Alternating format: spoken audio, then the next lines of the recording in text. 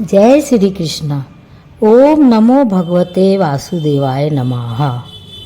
ओम नमो भगवते वासुदेवाय नमः।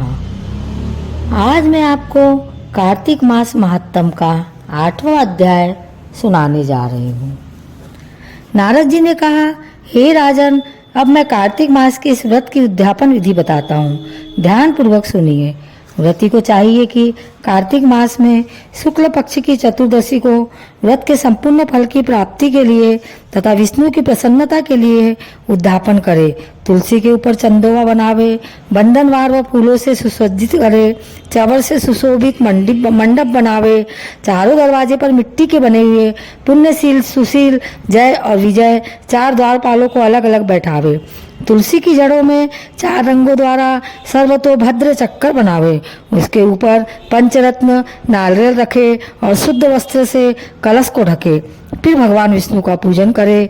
द्वादशी को भगवान विष्णु जागे थे, त्रयोदशी को देवताओं ने उनके दर्शन किए थे, चतुर्दशी को देवताओं ने उनका पूजन किया था।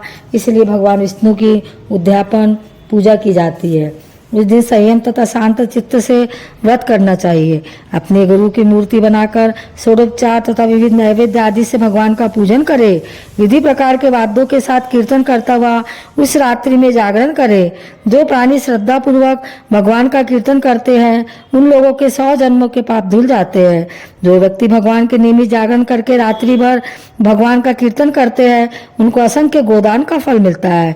जो लोग भगवान की मूर्ति के सामने नृत्य गान करते हैं उनके अनेक जन्मों को एकत्रित पाप नष्ट हो जाते हैं। जो लोग भगवान के सम्मुख बैठकर कीर्तन करते हैं और बंसी आदि बजाकर भगवत भक्तों को प्रसन्न करता है और भक्ति से रात्रि भर जागरण करता है उसे करोड़ों तीर्थ करने का फल मिलता है।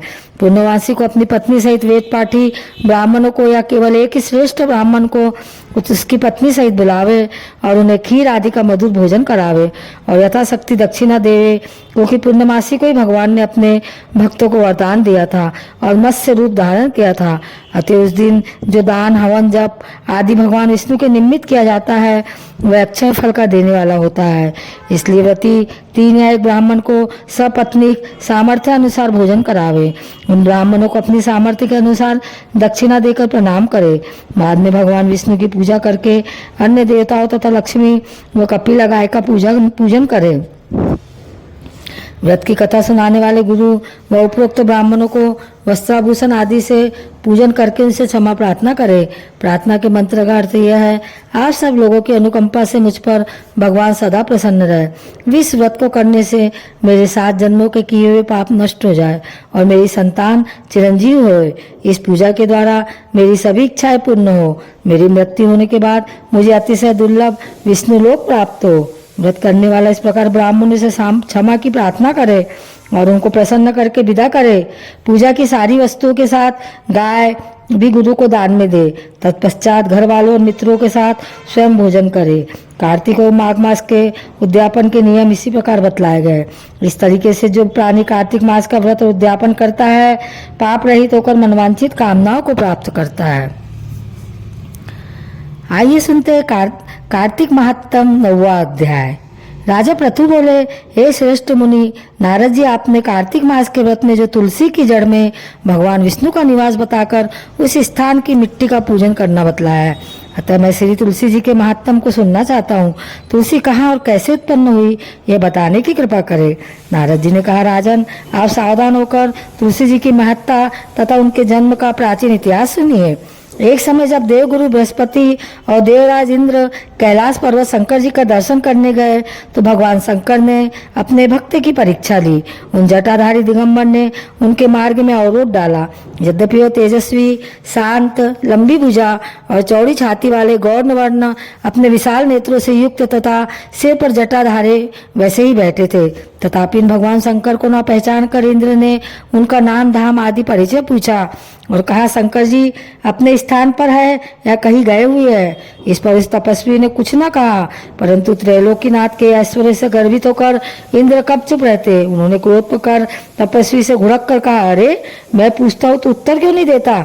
मैं अभी तुझे व्रज मारता हूँ, फिर देखता हूँ तो दुर्मति की रक्षा कौन करता है। ऐसा कुछ हो। इंद्र ने जो ही उस दिगंबर को मारने के लिए हाथ में व्रज लिया तो ही भगवान शंकर ने व्रज सहित इंद्र का हाथ स्तंभित कर दिया और विकराल नेत्र कर भगवान शंकर ने उसे देखा तो ही ऐसा विदित हुआ मानो यह दिगंबर प्रज्वलित हो उठा है और तेज से जला देगा। भुजा स्तंभित होने से इंद्र के क्रोध और दुख का अंत न रहा, परंतु जो ही बृहस्पति जी ने उस पुरुष को प्रज्वलित देखा तो ही अपनी बुद्धि से उसको शंकर भगवान जानकर प्रणाम किया और दंडवत कर बहुत सी स्तुति भी की।